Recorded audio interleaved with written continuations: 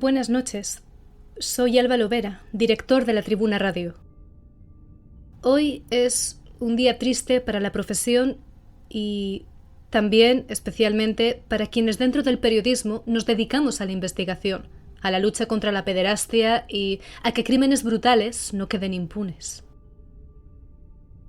No vamos a andarnos con rodeos en el programa de hoy, ya que el tema es serio y tenemos la intención de hablar claramente, de forma directa y, por supuesto, con todo el respeto posible. En primer lugar, les ofrecemos un breve fragmento, pero a nuestro entender imprescindible, de una entrevista que le hizo otro grandísimo del periodismo negro de España, también fallecido hace unos meses, Paco Pérez Avellán, a Juan Ignacio Blanco. Escuchemos. Una película Juan Ignacio, y no se vaya por las ramas. ¿Ha visto una película que pudiéramos calificar de snaz? Sí. ¿Y qué se veía en ese vídeo? Bueno, en ese vídeo se ve la violación, tortura y muerte de una niña de 14 años, concretamente, a manos de, con una veracidad de tal 6 personas. ¿Que a usted le pareció real? Evidentemente, para mí y mis propias sensaciones cuando yo las vi, y estamos hablando de que yo conocía, no en su momento la víctima, pero conocía todas sus fotografías y realmente quién era, a mí es de las cosas que más me ha impactado en mi vida. ¿Usted ahora, tenía idea poder de quién era la persona torturada? Sí. En ese vídeo, que acaba muriendo ante las cámaras. Sí, señor. ¿Y usted sabe el nombre de esa chica?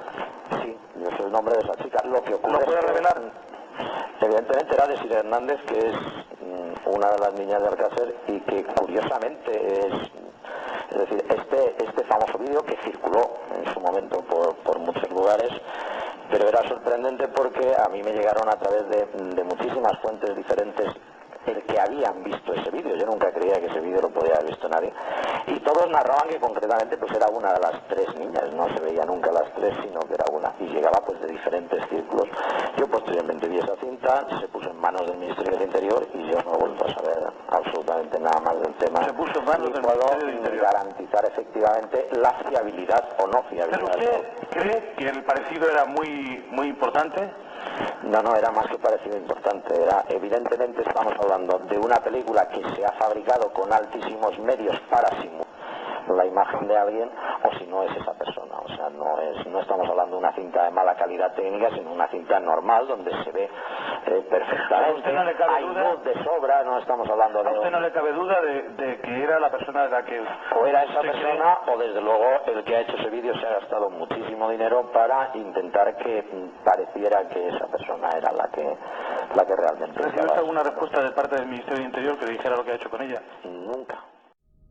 Tras escuchar esta cinta, de una importancia extraordinaria, ya que Juan Ignacio Blanco reconoce haber visto la grabación de las torturas y violaciones de al menos una de las niñas de Alcácer, doy paso a José L. Sánchez, nuestro director general y director de La Tribuna de España, que, como saben, ha de hablar mordiéndose la lengua, porque pesa sobre él una amenaza judicial de ingreso en prisión. Yo sé que la mayoría de la gente está esperando que hoy venga José L. Sánchez a dar la razón a Juan Ignacio Blanco en su teoría sobre el asesinato de las niñas de Alcácer, pero no es a eso a lo que acude José L. Sánchez hoy a los micrófonos de La Tribuna Radio, la voz de la disidencia. No es a eso a lo que vengo, primero de todo, porque aún está caliente el cadáver de nuestro compañero y lo que obliga la ética y también los buenos modales es a transmitir el pésame a sus familiares y a expresar el dolor, aún más cuando en mi caso no es fingido sino real, cuando no se trata de la obligada, típica y tópica adulación del difunto que acaba de fallecer, sino una pena profunda, pese a saber, hace días ya, que Juan Ignacio se nos iba definitivamente. Como cristiano que soy, creo que Juan Ignacio ya está con Dios y estoy seguro que será juzgado mucho más por la bondad de sus actuaciones que por el acierto o el error de sus teorías. A mí me gustaría quedarme con las palabras que a través de una red social expresaba esta mañana el prestigioso criminólogo Carlos Barret. Algún día se sabrá toda la verdad sobre el caso Alcácer y será honrado su nombre donde esté. Digo que me gustaría quedarme con este deseo que expresa su compañero y amigo, porque de ser así significaría que todo lo que dijo, lo que insinuó y lo que silenció en vida Juan Ignacio Blanco habría terminado por ser cierto. Nada me gustaría más como homenaje póstumo a un profesional del periodismo de investigación que alcanzó tan pronto la cima de la fama como cayó después a las profundidades del infierno, todo hace indicar que debidamente empujado por las cloacas del Estado, de cuyo padecimiento bastante experiencia poseo. Si, como creo y deseo, Juan Ignacio ya está en el cielo, allí habrá podido fundirse en un abrazo con Miriam, Toñi y Desiré, y si le faltaba algún dato por esclarecer, ahora podrá compartir con las víctimas todo aquello que le faltó por poder atar en vida. Juan Ignacio Blanco ha sido todo un referente en el periodismo negro español, en el que llegó a dirigir el semanario de mayor prestigio en su género, El Caso. Y como toda persona, como yo mismo, como cualesquiera de ustedes, queridos oyentes, Juan Ignacio Blanco es un personaje con sus luces y con sus sombras. Este es un documento in memoriam de Juan Ignacio, así que lógicamente deberán ser las sombras, al menos esas sombras que yo conozco, desplazadas por las luces, y no solo porque la caballerosidad obligue, sino porque además creo que actuando así estoy haciendo un acto de estricta justicia con su figura.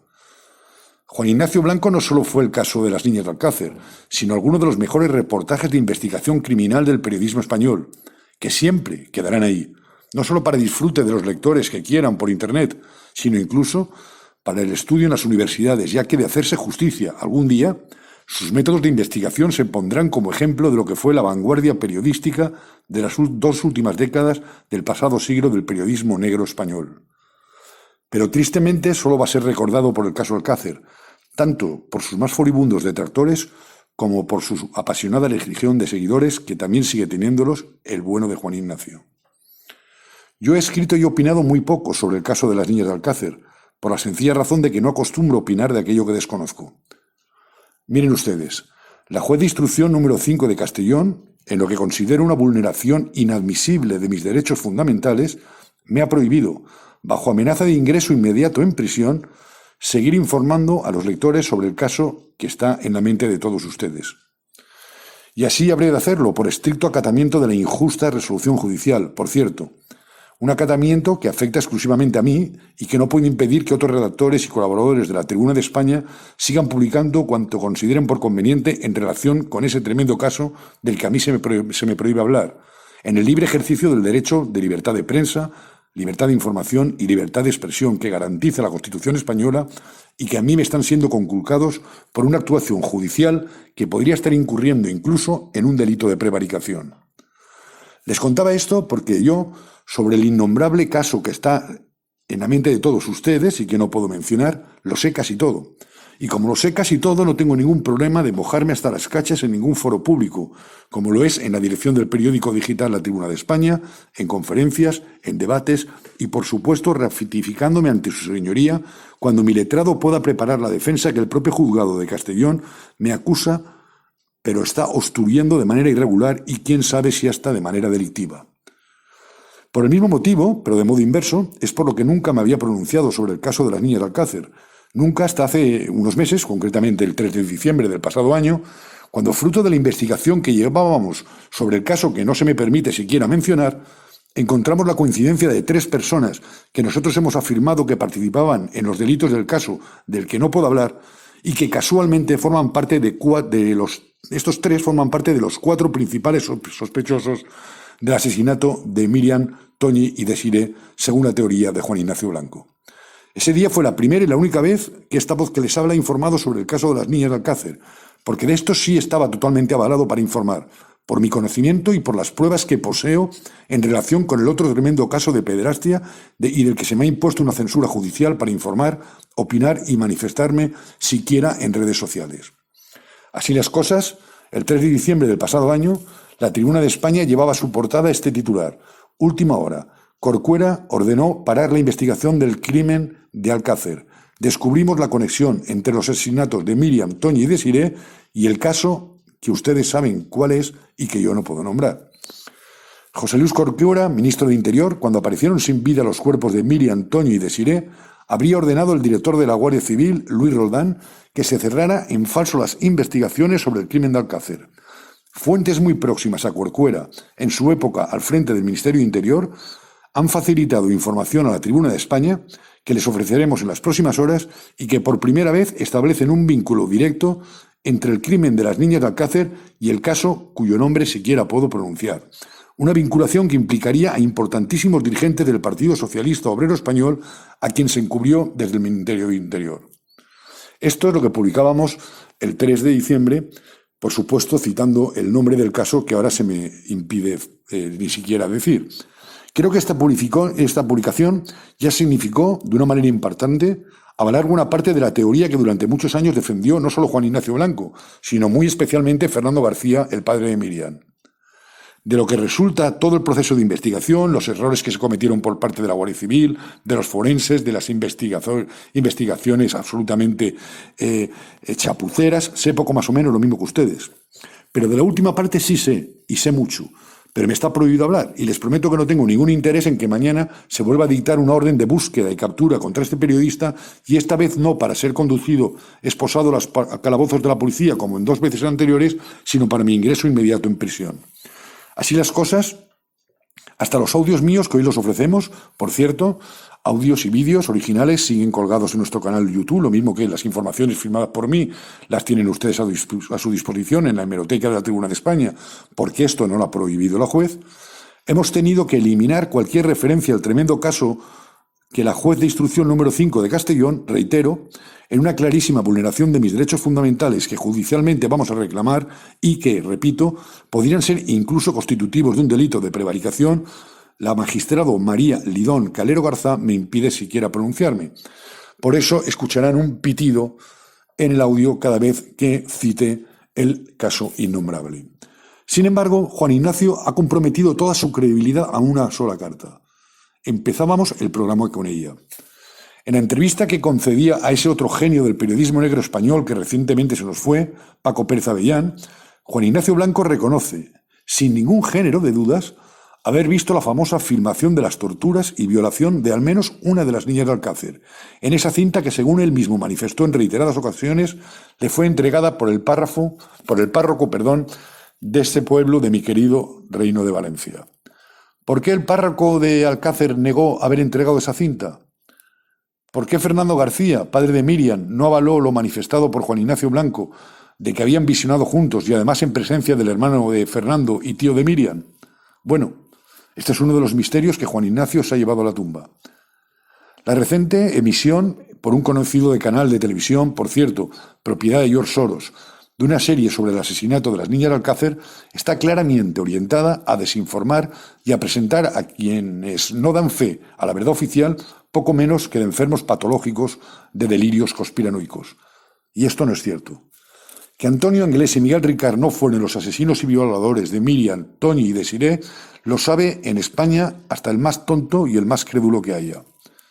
Que se tapó el asunto pillando por banda a 2 cabezas de turco resulta más que evidente.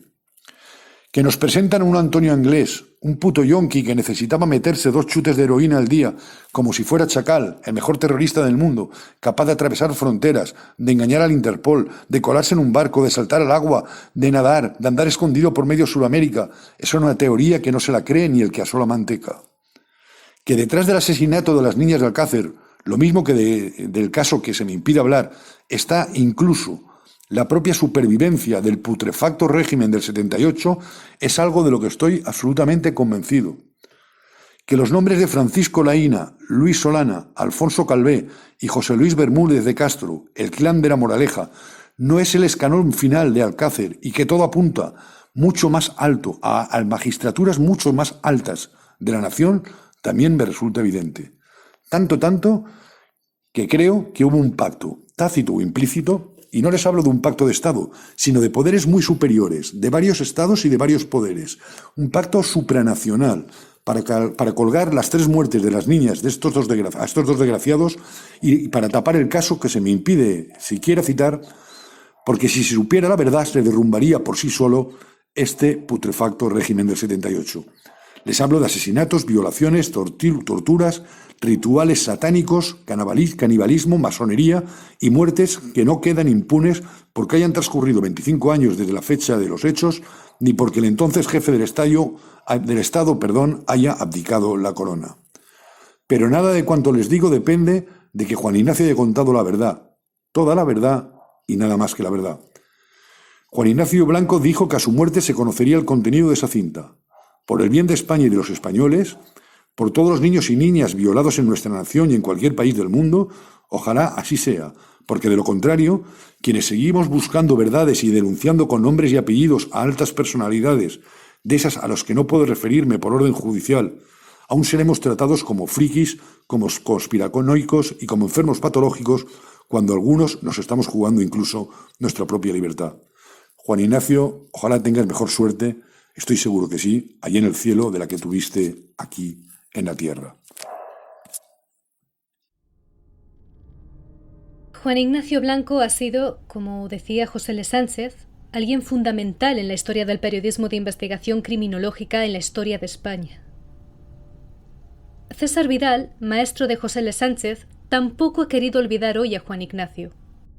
Por ello, nos deja su reflexión sobre la vida y su reciente fallecimiento e incluso hace paralelismos con otras investigaciones que estamos llevando a cabo desde la Tribuna de España y con las penalidades que tuvo que pasar Juan Ignacio, que parecen muy similares a las que está sufriendo nuestro director José L. Sánchez. De los sucesos y que no terminan de ver por qué pueden ser importantes, pero créannos ustedes que estas dos noticias son muy reveladoras. La primera es la muerte de Juan Ignacio Blanco. Para aquellos que son gente joven, y por supuesto el caso de las niñas de Alcácer, pues efectivamente no les dicen nada. Es decir, bueno, pues esto de las niñas de Alcácer, ¿qué es? Bueno, pues las niñas de Alcácer fue unas pobres criaturas a las que secuestraron, torturaron y asesinaron en un momento determinado, en el año 92, que estuvieron desaparecidas durante mucho tiempo hasta que finalmente acabaron apareciendo los cadáveres en una causa célebre en la que, como suele pasar con estas causas célebres, se cierra todo y se quiere dar carpetazo y, por supuesto, a la gente le quedó enormes dudas de que finalmente los dos desgraciados a los que atribuyeron el secuestro, tortura, violación y asesinato de estas tres criaturas hubieran sido los culpables. Uno de ellos ha estado en la cárcel hasta hace 4 días, como quien dice, el otro nunca apareció. Teóricamente se marchó al extranjero. Por supuesto, hay mucha gente que piensa que lo mataron, lo enterraron y se acabó. Y la persona que desde el principio, en colaboración con el padre de una de las niñas, pone en cuestionamiento la versión oficial, es un criminólogo que además tenía una larga experiencia escribiendo sobre temas relacionados con la criminología, posiblemente con Paco Pérez Avellán, que murió hace unos meses y que también nos dio una pena inmensa que falleciera, pues era el periodista de sucesos más conocido, de más empaque y más sólido que había en España. Y lo que fueron sacando a la luz ese padre de una de las niñas y Juan Ignacio Blanco, pues era que la versión oficial era falsa, que se había realizado todo absolutamente manga por hombro, que además esos dos no podían haber asesinado, torturado y violado a las niñas. Uno de ellos era un homosexual reconocido, no un bisexual, sino un homosexual, que ya es el colmo y el remate, y que incluso en alguna de las pruebas periciales que se hicieron durante el juicio se encontraron, por ejemplo, vellos púbicos de más de 7 personas, que no eran ninguno de estos dos. Con lo cual, pues en fin, tienen ustedes que llegar a la conclusión de que todo el mundo iba por aquel sitio a soltar vellos púbicos, como el que se depila las cejas, o que evidentemente aquello fue una múltiple violación, tortura y asesinato, cuyos culpables nunca aparecieron y nunca fueron enjuiciados. En medio de toda esta situación se produce un episodio terrible que Juan Ignacio Blanco contó muchas veces. Yo he tenido ocasión de ver su relato en varias ocasiones, en que él dice que le llama el párroco de Alcácer porque le han entregado un vídeo donde se ve, en ese vídeo reproducido, cuando están torturando a esas niñas y las están violando previos al asesinato. Y en ese vídeo, supuestamente, se ve a una serie de personajes importantes y públicos. Este vídeo, supuestamente, el párroco lo recibió de una persona que se fue a confesar y que le dijo: mire, padre, yo le doy este vídeo, hágaselo usted llegar a Juan Ignacio Blanco, al papá de una de las niñas, etcétera, y se lo entregó. Juan Ignacio Blanco, según contaba él, entregó este vídeo a Jaime Mayor Oreja, en aquel entonces ministro, y fue muy buen ministro del Interior. Y Jaime Mayor Oreja supuestamente le habría dicho, pues bueno, vamos a investigar esto, e incluso hubo un general de la Guardia Civil que le aseguró, le dio palabra de general de la Guardia Civil a Juan Ignacio Blanco, que no pasaba una semana antes de que se activara la investigación en relación con el dichoso vídeo. Esa investigación jamás se llevó a cabo. Juan Ignacio Blanco contaba que había estado llamando para hablar con el general, y al cabo de meses de que no le respondiera, no le contestara, etcétera, le habría dado su palabra como general de la Guardia Civil, pero realmente nunca se hizo nada. En un momento determinado, Juan Ignacio Blanco publicó un libro sobre el asesinato de las niñas de Alcácer.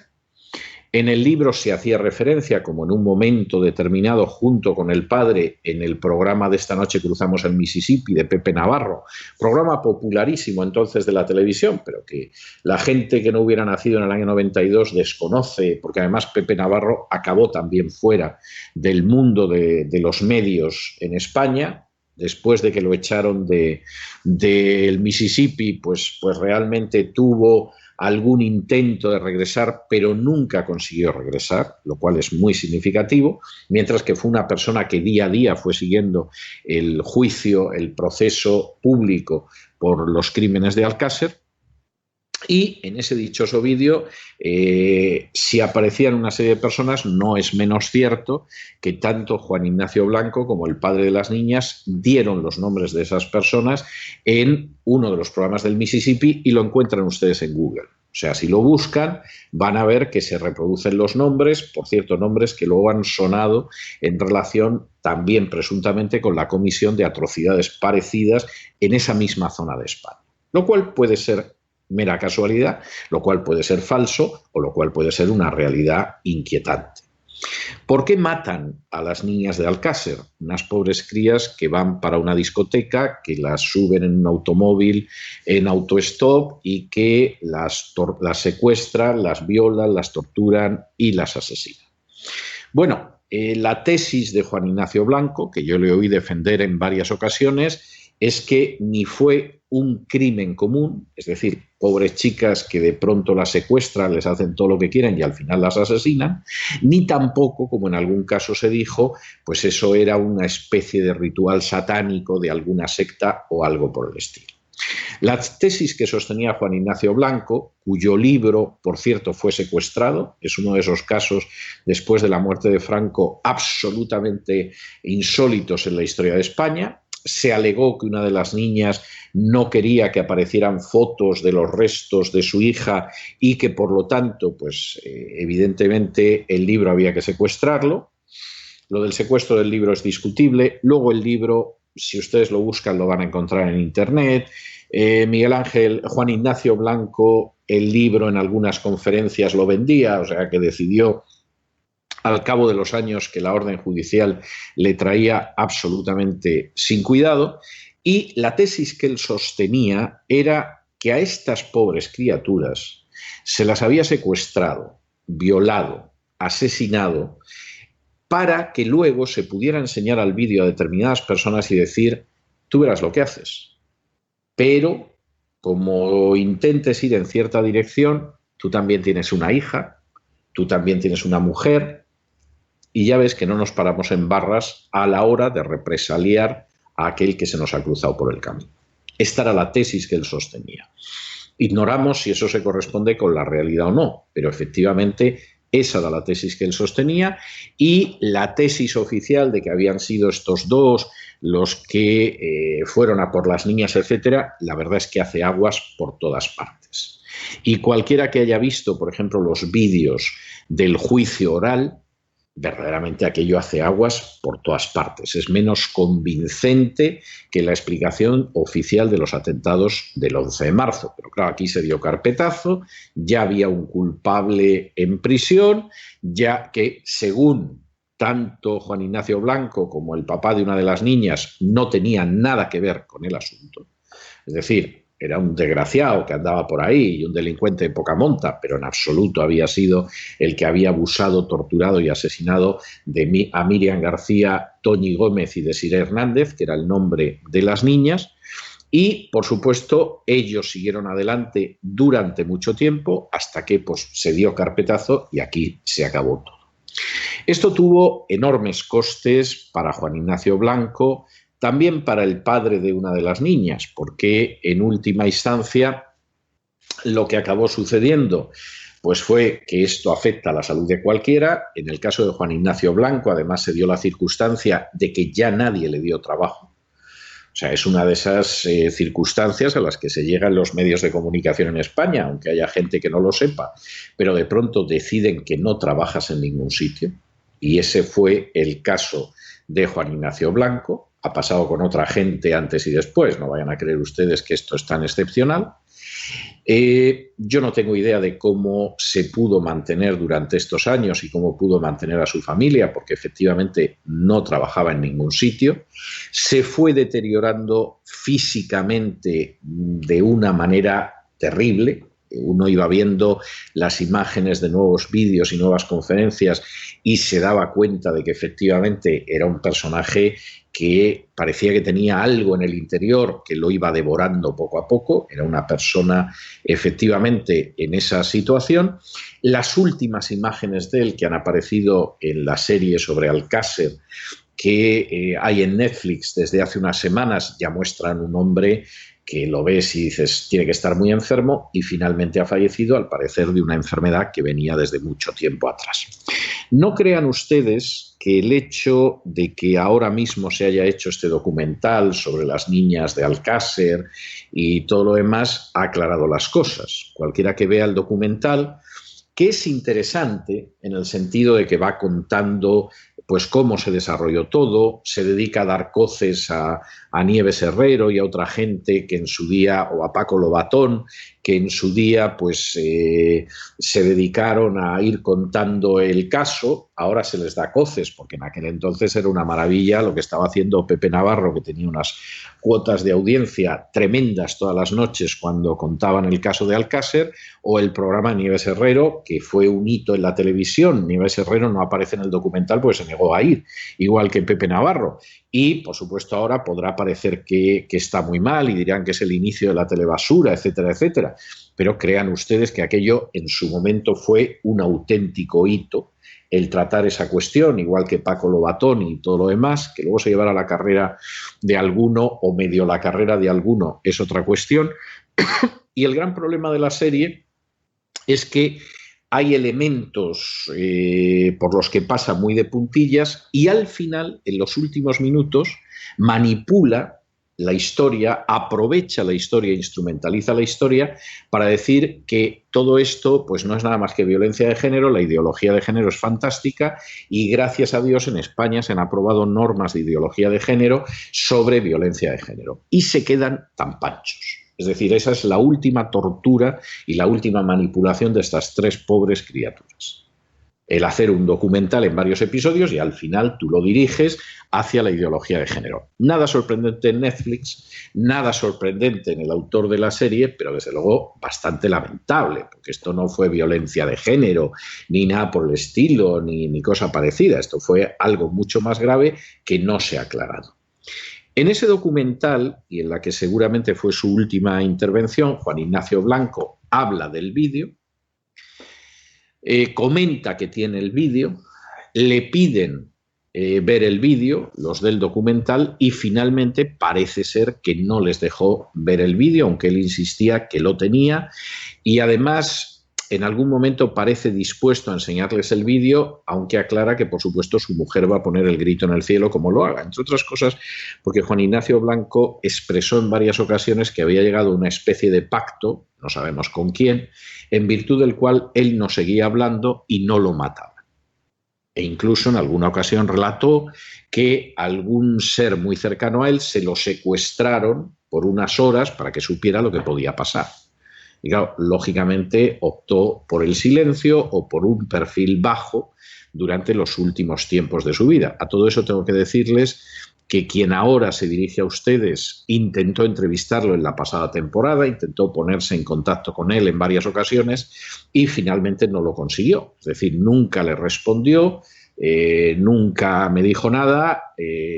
Yo cuando vi el documental de las niñas de Alcácer dije, uy, este no parece que vaya a durar mucho, no creo yo que la próxima temporada podamos entrevistarlo, y como ven ustedes, pues lamentablemente no me equivoqué, porque ha muerto antes de que pudiéramos realizar esa entrevista, que ya les digo, ni siquiera, a pesar de que el año pasado quien ahora se dirige a ustedes hizo varios intentos, pues consiguió que le respondiera siquiera.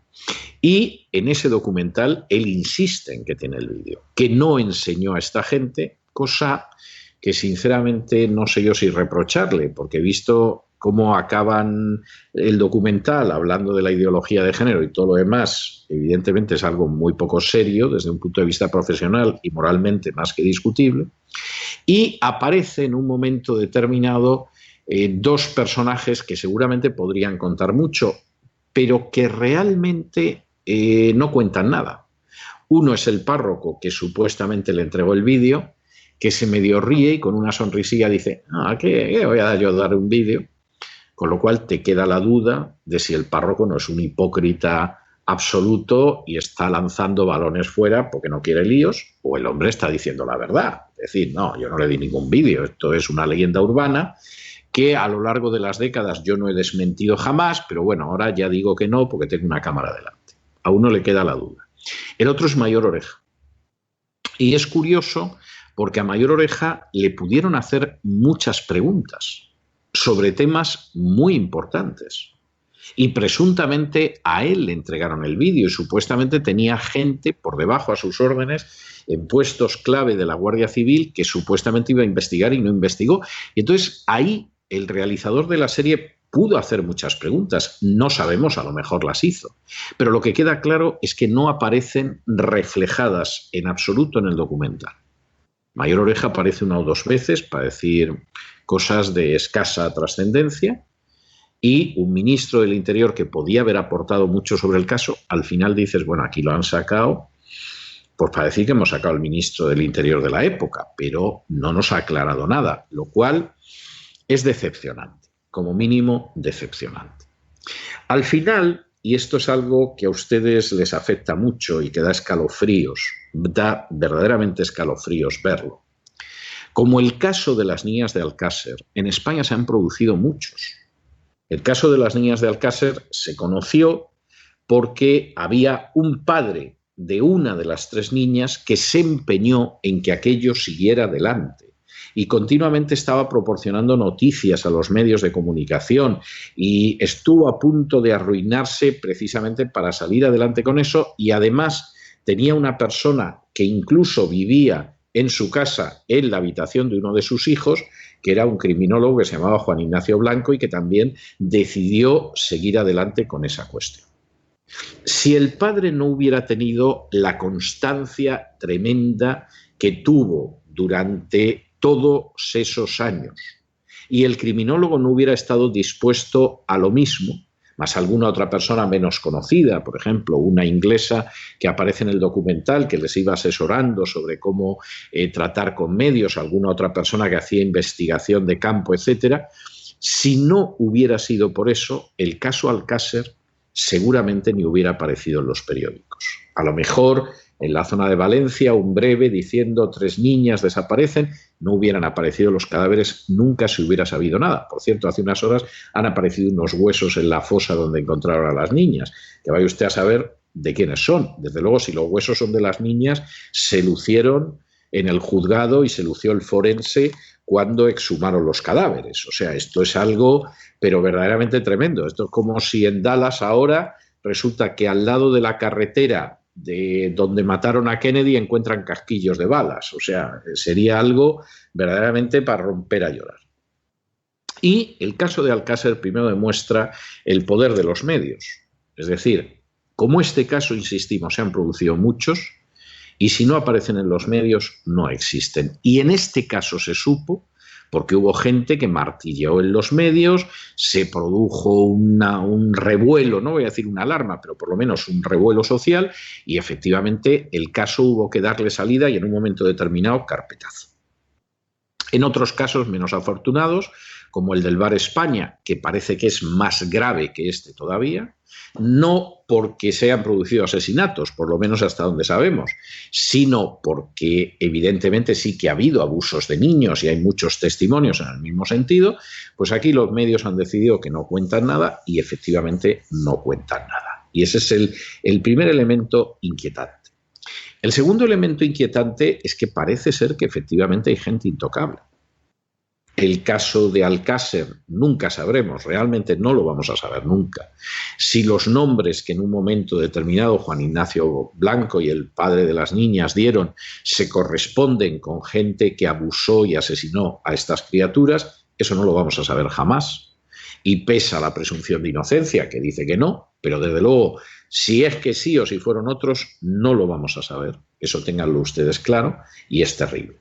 Es decir, la ley llega hasta cierto punto y más allá, de pronto descubres que no llega. Sobre todo si la víctima es una persona del común de los mortales. Tercero, por supuesto que hay gente que en un momento determinado, dentro de los medios, decide investigar y lo que sucede es que acaban sacándolo. Y o te mandan a una inspección de Hacienda, qué casualidad, o en un momento determinado no encuentras dónde trabajar, qué casualidad, incluso hay compañeros de profesión que dicen, mira, trabajo no te puedo dar, te puedo dar dinero porque sé que tienes que dar de comer a tus hijos y no me lo devuelvas, pero es que de verdad no me pidas trabajo porque no te lo puedo dar. Y eso sucede y luego pues esa gente más tarde o más temprano se muere y nadie sabe cómo ha conseguido sobrevivir durante un montón de años y cómo ha conseguido alimentar a su familia. Eso sí no le han advertido claramente que lo matan, que sucede, y a veces los matan.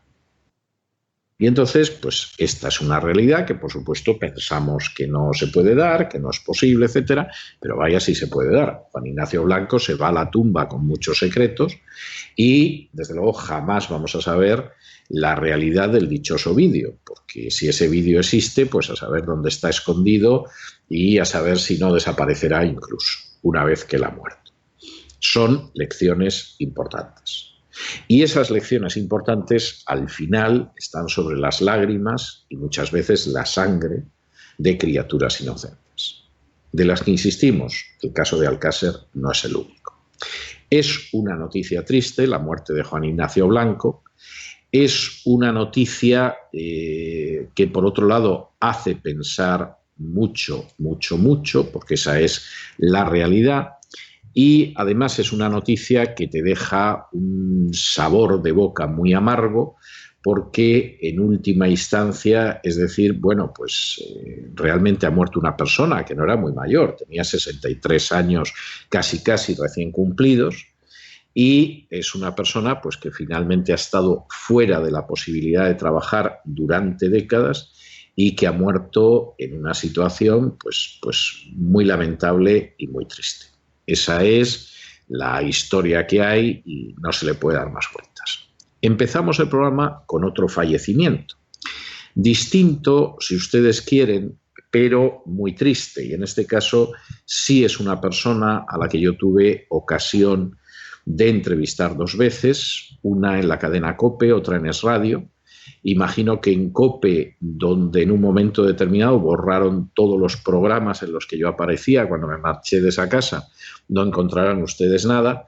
Y en Es Radio, pues merecería la pena que la emitieran, porque además fue una entrevista que salió también por televisión, pero vamos, den por seguro que no va a ser el caso. Y nos estamos refiriendo a Arturo Fernández. Alguno dirá, pero hombre, ¿se va a dedicar usted a la farándula? No, no es una cuestión de farándula.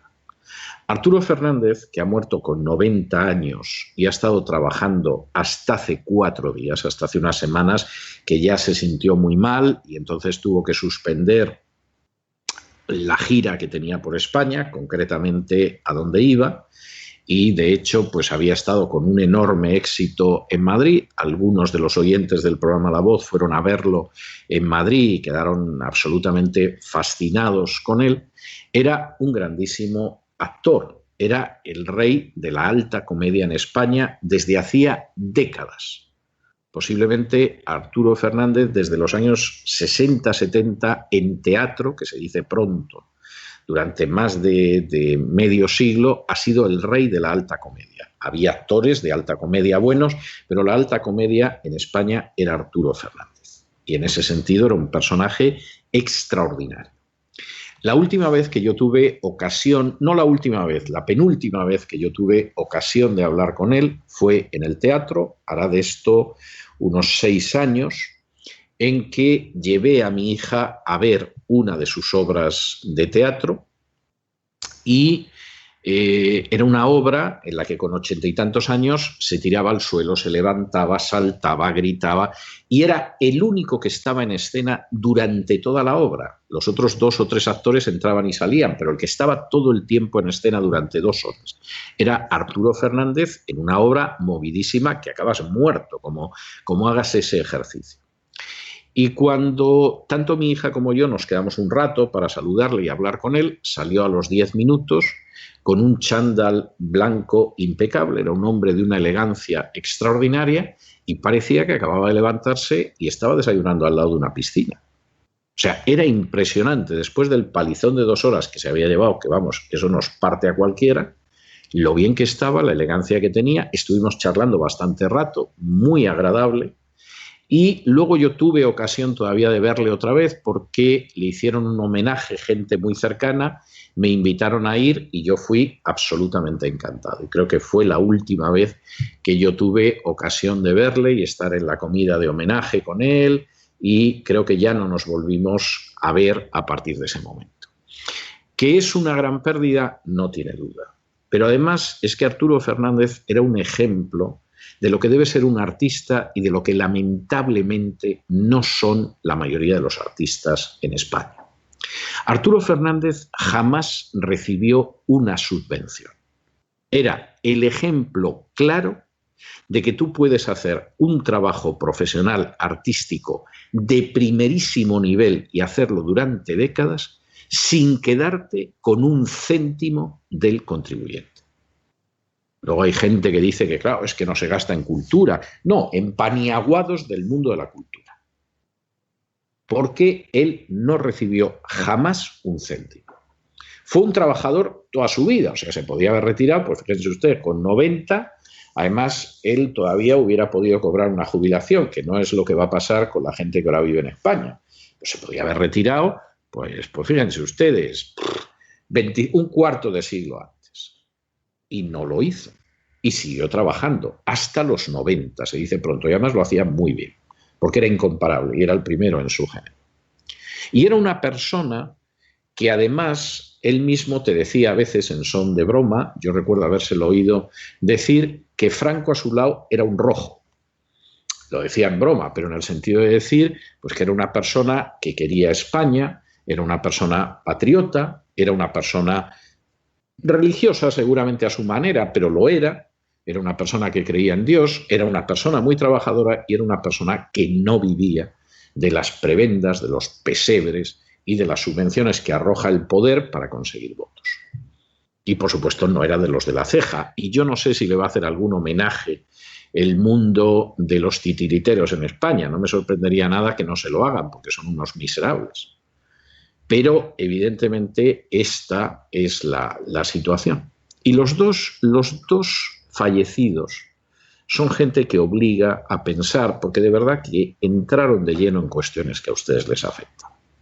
En un caso porque es una persona que muere después de una enfermedad larga de años y después de no poder trabajar por buscar la verdad. No entramos en si dio con ella y finalmente no se atrevió a publicarla toda o si no dio con ella, pero el caso es que efectivamente es una persona que las últimas décadas de su vida vivió en el ostracismo más absoluto por ir en busca de la verdad, lo cual es terrible, terrible de verdad. Y la otra, que fue una persona que trabajó hasta el último momento y además con enorme éxito, y que podía decir con orgullo que él no había recibido un duro jamás de los poderes.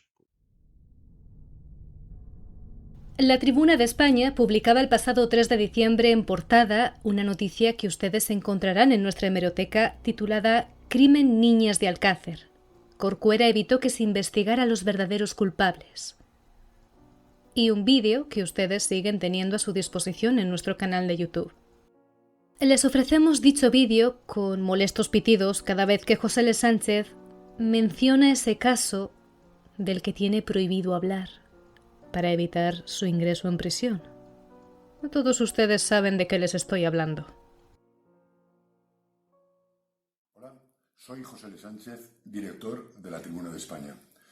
Ayer ofrecíamos una primicia de extraordinaria importancia porque por primera vez un medio de comunicación, no un canal de YouTube, no un blog, sino un medio oficial de comunicación, establecía una relación de paralelismo y de vinculación entre el crimen de las niñas de Alcácer. Como saben ustedes, la Tribuna de España ha sido el único medio que, después de 20 años, el único medio de comunicación, repito, al margen de youtubers y de gente muy bien intencionada a través de redes sociales, pero el primer medio de comunicación que ha investigado y está publicando en la trama de pederastia más importante que se ha producido en nuestra nación en los últimos 20 años. Una trama de pederastia que conlleva secuestros de menores, torturas, grabación y distribución de material pedófilo, violaciones y asesinatos. Una trama en la que hemos implicado a personas de importantísimo nivel, como el que era como la así hasta 42 nombres perfectamente identificados y a los que acusamos directamente de pederastas sin siquiera utilizar el término presuntos. Esto, cuando se hace desde un medio de comunicación, cuando lo hace un periodista como el que les habla, con cara y ojos, es asumir una responsabilidad penal tremenda y hay que estar muy seguro y tener pruebas muy certeras de lo que estamos afirmando para atrevernos a llevarlo blanco sobre negro, publicarlo y ponerlo a disposición de nuestros lectores. Pues bien, nosotros desde el primer momento nos hemos negado a aceptar muchas teorías que circulan en las redes sociales y que vinculaban la trama con el crimen de las niñas de Alcácer e incluso con rituales de satanismo. Nosotros solamente publicamos aquello de lo que tenemos constancia fehaciente, por lo tanto nunca hemos dicho que no existiera relación, sino que no teníamos ninguna constancia de que existiera esa relación. Pues bien, en el tema hemos encontrado, investigando, una relación directa con el crimen de las niñas de Alcácer, con el asesinato tremendo que conmocionó a España hace 25 años de Miriam, Toni y Desiré.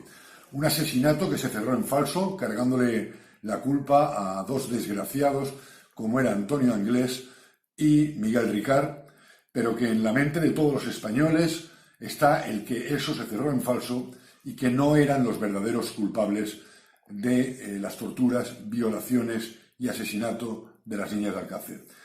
Bien, hemos tenido una información a través de una fuente de absoluta fiabilidad de un colaborador directísimo de quien era ministro de Interior en el año 92, cuando se produjo la desaparición y después el hallazgo de los cuerpos sin vida de las niñas de Alcácer, que nos afirma que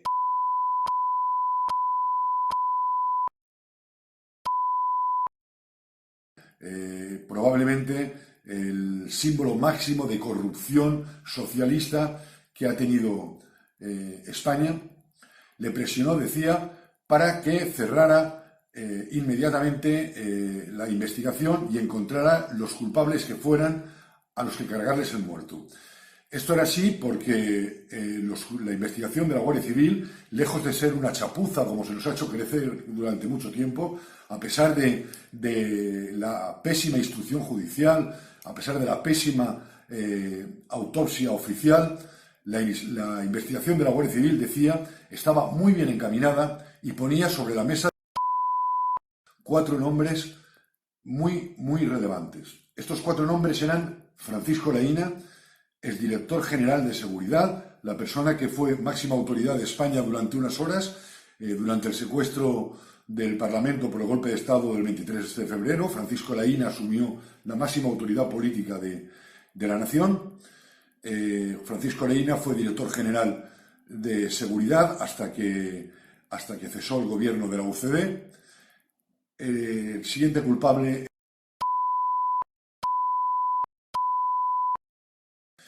es director general de expresidente y hermano de compañero en el Consejo de Ministros de los otros 2 importantes cargos socialistas o militantes socialistas que eran fruto de la máxima investigación por parte de la Guardia Civil como los presuntos máximos culpables de la muerte, violación, tortura, secuestro de Miriam Toñi y Desiré, era Alfonso Calvé, gobernador civil de Alicante, socialista, que había sido a su vez un alto cargo de la Dirección General de la Policía Nacional, y el productor cinematográfico José Luis Bermúdez de Castro, un militante socialista que organizaba orgías homosexuales y heterosexuales para altos cargos socialistas y les proveía de cocaína en unos años en los que los altos dirigentes del PSOE tenían bastante afición por la cocaína. Pues bien, de estos 4 nombres, repito, Francisco Laína, José Luis Bermúdez de Castro, Alfonso Calvé y 3 de ellos pertenecen a la lista de 42 nombres perfectamente identificados que tenemos como pederastas del Bar España, un caso que 20 años después todavía ni siquiera se ha llevado a juicio. Estos 3 nombres son Francisco Laína, el que había sido máximo responsable de seguridad del Estado de España,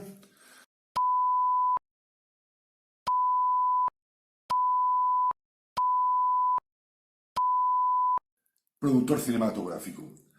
José Luis Bermúdez de Castro, que además de hacer estas orgías para altos cargos socialistas, se encargaba de grabarlas en secreto y después chantajearlos con las grabaciones. De hecho, se supone que es él la persona que está detrás de las imágenes que aparecieron en la revista Interview en calzoncillos, el que era el director general de la Guardia Civil, con prostitutas y cocaína.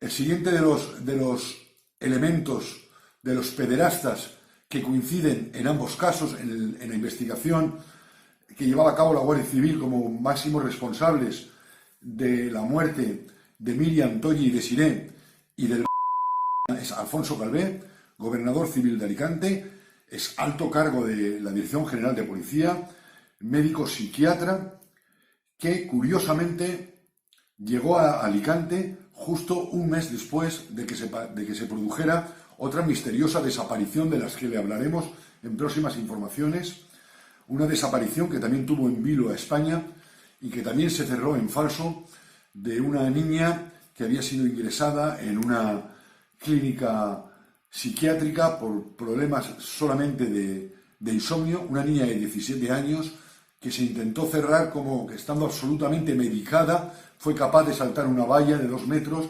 desaparecer de la clínica y de la que nunca más se ha vuelto a saber. El gobernador civil que llegó a Alicante precisamente para hacerse cargo de esta investigación, o a lo mejor para obstaculizarla y cerrarla en falso, fue Alfonso Calvé. Y con estos 3 nombres se produce una vinculación directa entre ambos casos, basada fundamentalmente en José Luis Bermúdez de Castro. José Luis Bermúdez de Castro sería la persona que habría sido el encargado de comercializar en un círculo muy privado de élites españolas y europeas las grabaciones que se hacían con niños sustraídos de la clínica,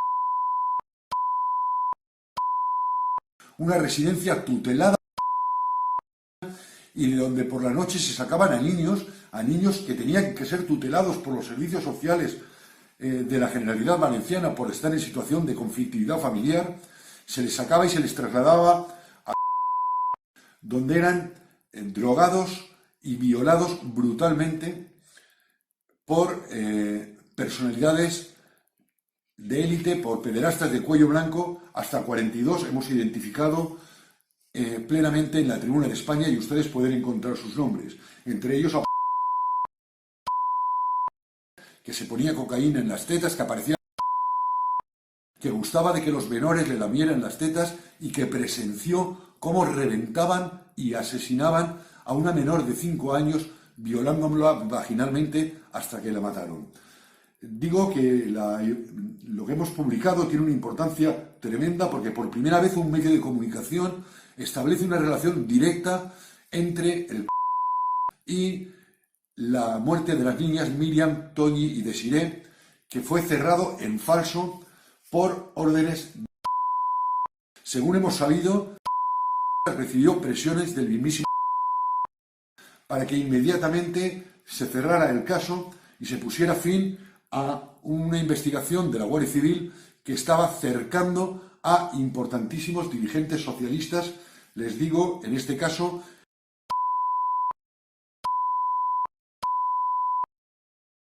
socialista presidido por Alfonso Calvé, gobernador civil de Alicante, y José Luis Bermúdez de Castro, productor cinematográfico. No tengan ninguna duda de que la Tribuna de España va a seguir investigando. Estamos siendo muy cautelosos, estamos tardando mucho entre una publicación y otra, porque hasta que no tenemos constancia fehaciente de cuanto afirmamos, constancia que podríamos hacer llevar a un tribunal en el caso de recibir cualquier querella, que hasta ahora, les digo, no hemos recibido ninguna, ni por parte de los 2 jueces que denunciamos como pederastas en el ni por parte de Valenciana, ni por parte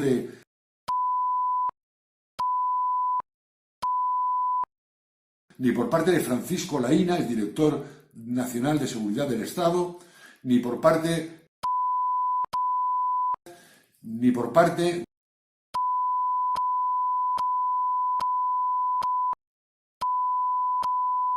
ninguno de los 52 nombres que ofrecemos de los 42 nombres, que ofrecemos en ese listado. Vamos a seguir haciendo una investigación rigurosa, y en próximas horas o en próximos días van a tener revelaciones muy importantes, revelaciones que deberían reabrir el caso Alcácer 25 años después, y informaciones que obligan a dar respuesta a las acusaciones que estamos haciendo de que ha encubierto a pederastas del Partido Socialista y cerró en falso las investigaciones que estaba llevando a cabo la Guardia Civil.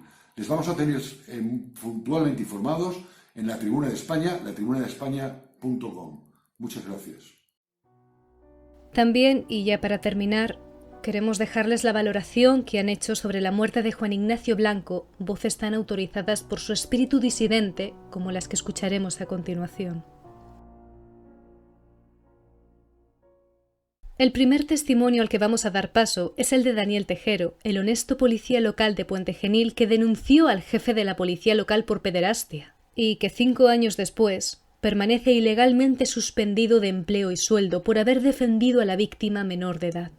Pues mira, Juan Ignacio Blanco, según recuerdo yo, porque claro, de esto hace ya muchísimo tiempo, este hombre creo que era escritor, periodista, de hecho periodista de investigación, donde ofreció una investigación alternativa a la de la policía en aquella época, de los crímenes de la niña de Alcácer, de Toñi, Desiré y Miriam, y donde yo creo que fuimos todos espectadores de la persecución que recibió este hombre hasta el día de hoy.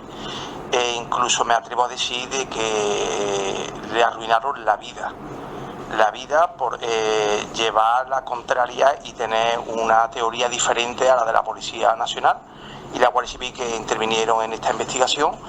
Y yo creo que parte de lo que le ha ocurrido, incluso me atrevo a decir que en su totalidad, fue a través de una trama corrupta que fueron a por él a hundirlo, a machacarlo profesionalmente, familiarmente.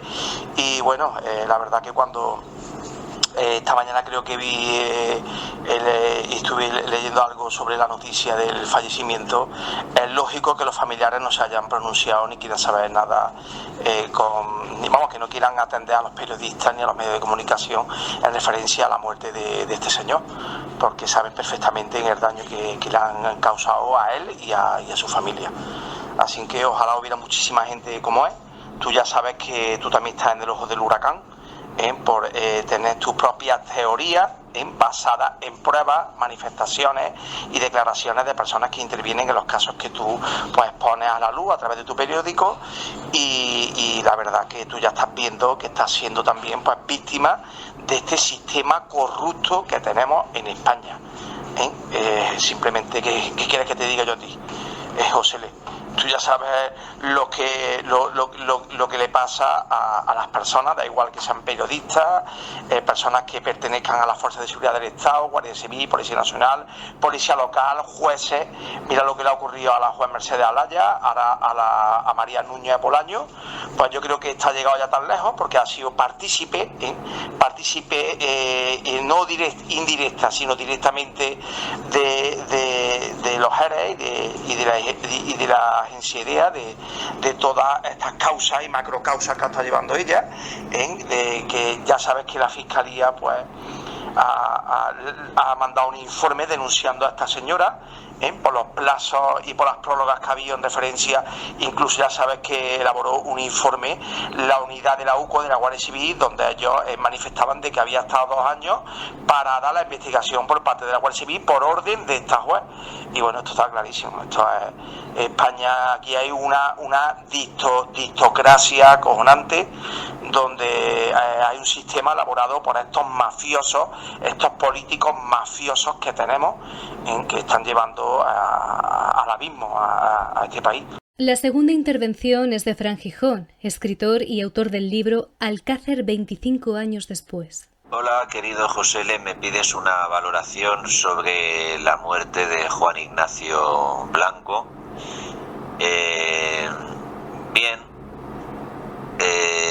Yo después de todo lo que padecí el año pasado por parte de los admiradores que tenía y que lo consideraban absolutamente un tótem intocable,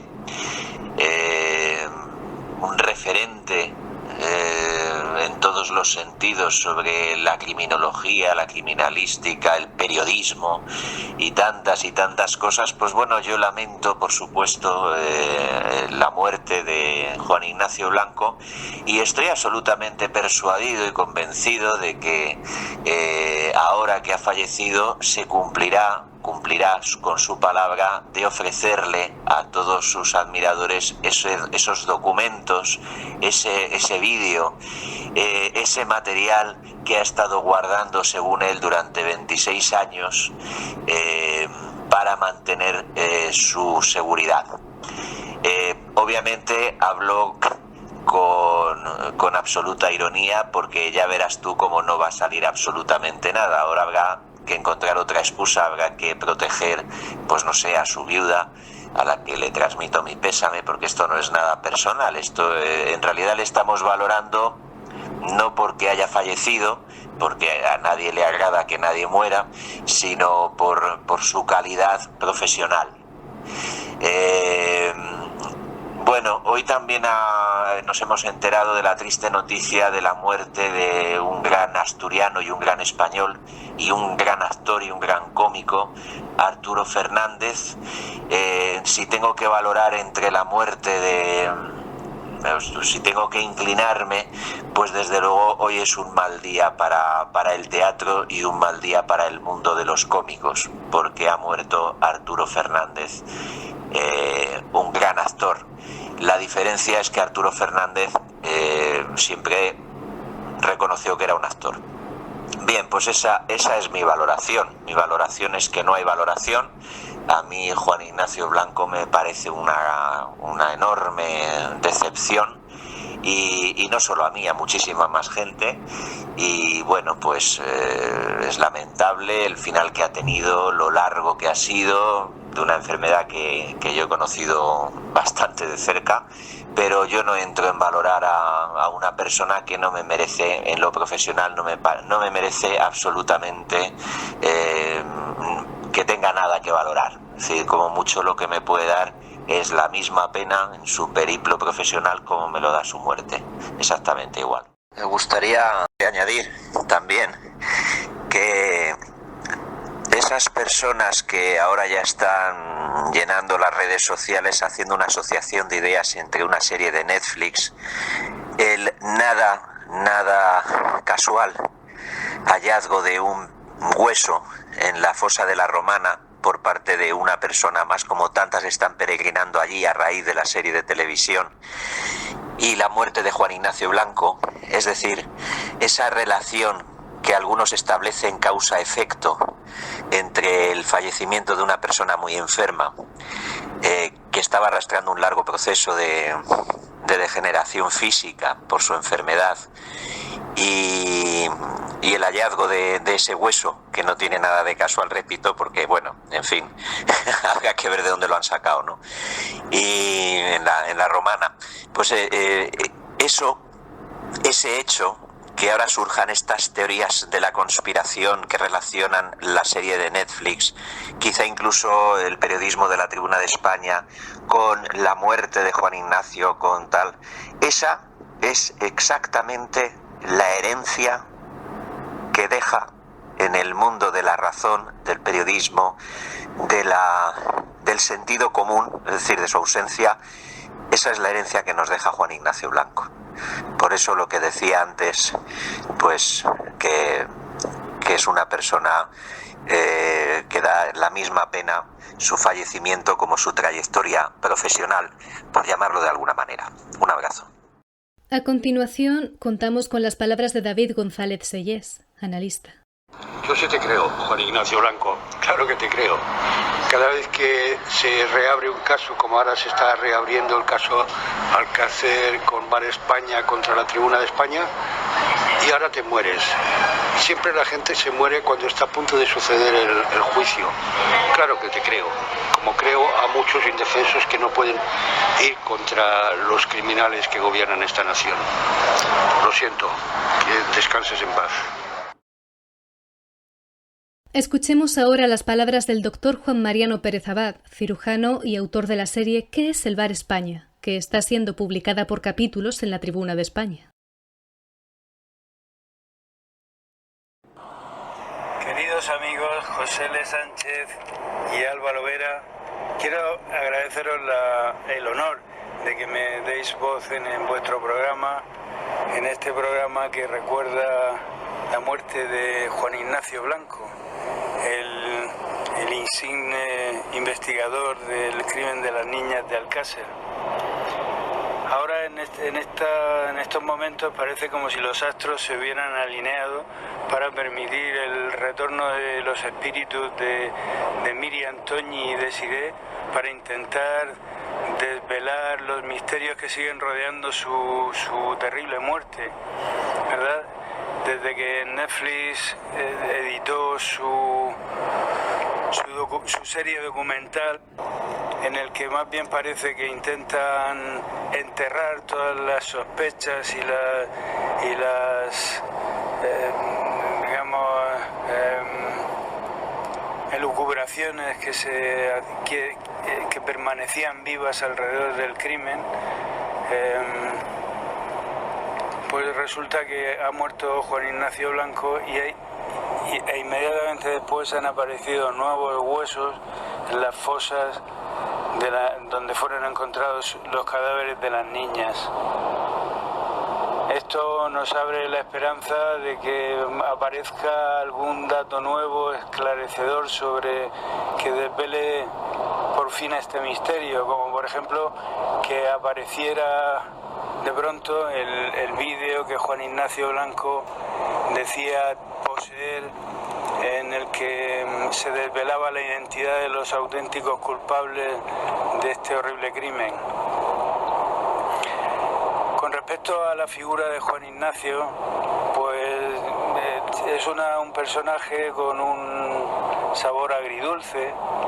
Por por un lado es un hombre que tuvo el valor suficiente como para enfrentarse al sistema y denunciar los grandes agujeros que ha tenido la investigación de aquel crimen, que sin duda están ahí, grandes lagunas donde no se quiso investigar, donde no hablo de especulaciones, sino de datos objetivos que no se han querido investigar y que se han tapado, y que, claro, hacen que todos hayamos albergado la sospecha de que hay algo más detrás de aquellos crímenes, de lo que se sentenció en aquel juicio donde se culpabilizó solo a aquellas dos personas.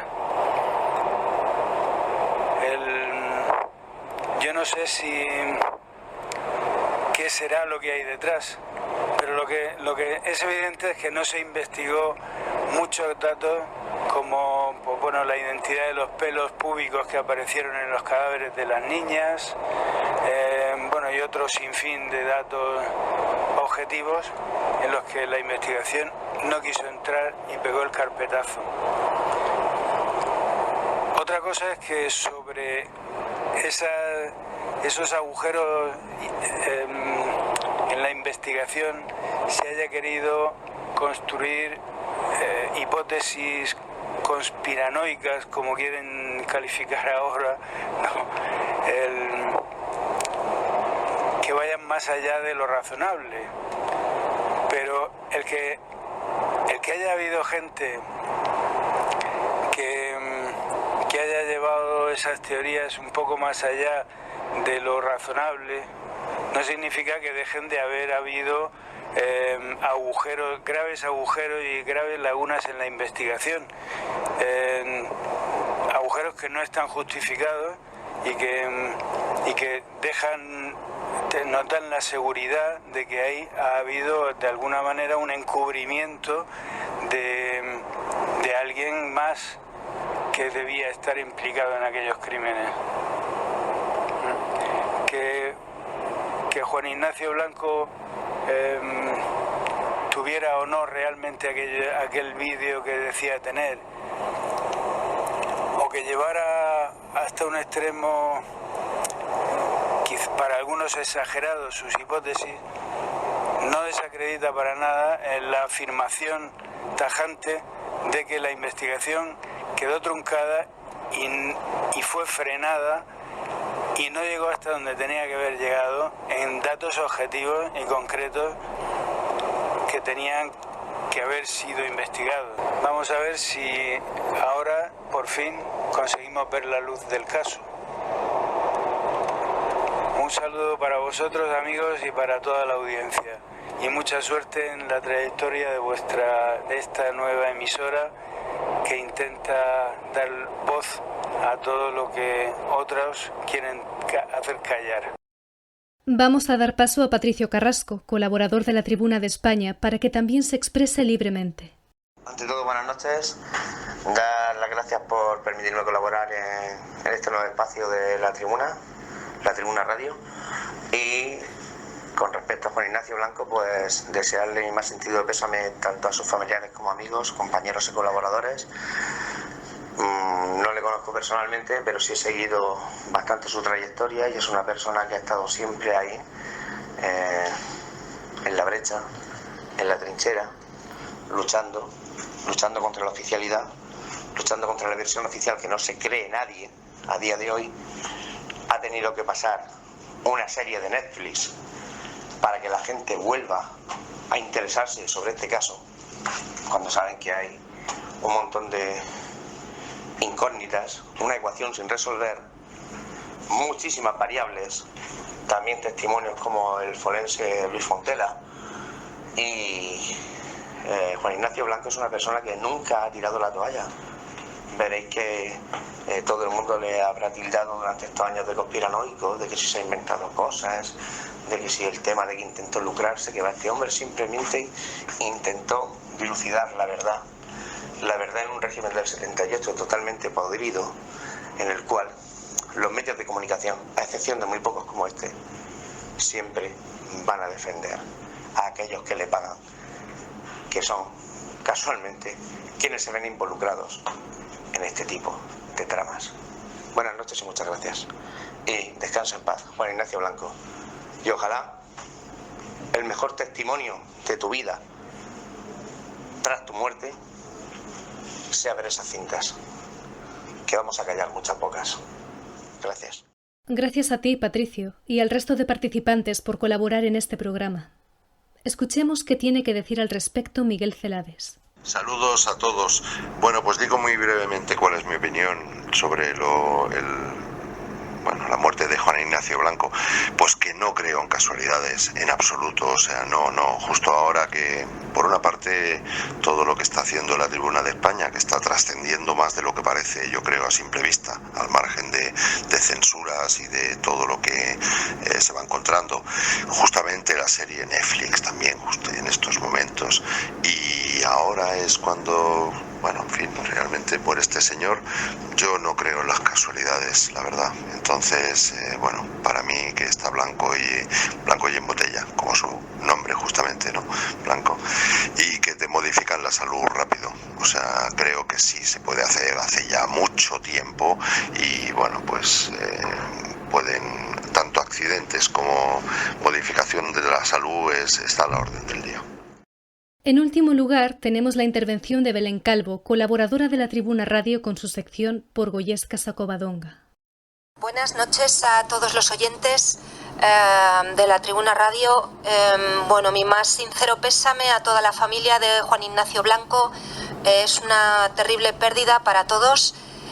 Fue un hombre, desde luego, admirable, que merece todo nuestro respeto, todo nuestro cariño y, sobre todo, que mantengamos su memoria viva siguiendo su lucha y manteniéndonos constantes en la denuncia y en la búsqueda de la verdad, porque desde luego lo que este hombre nos demostró es que hay gente verdaderamente depravada, dispuesta a hacer cualquier cosa y que no deben ser humanos, porque no es posible que un ser humano llegue a esos niveles de maldad.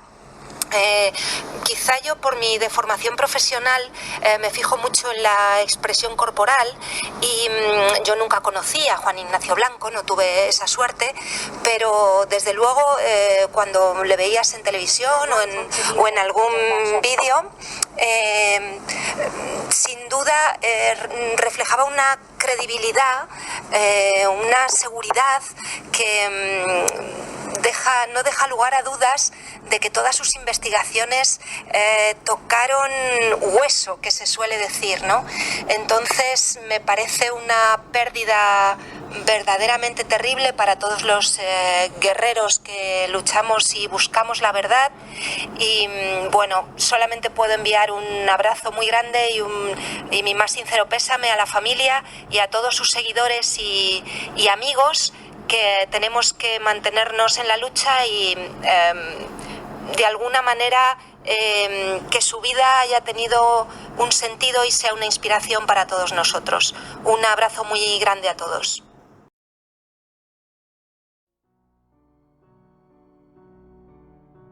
Esperamos, con este programa, haber rendido homenaje al compañero desaparecido.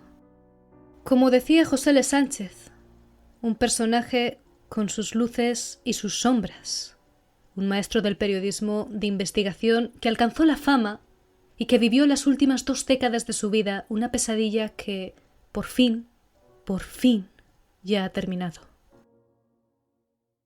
Nos despedimos por hoy haciendo referencia a la frase del criminólogo Carlos Baret, que dice: «Algún día se sabrá toda la verdad sobre el caso Alcácer, y será honrado su nombre donde esté».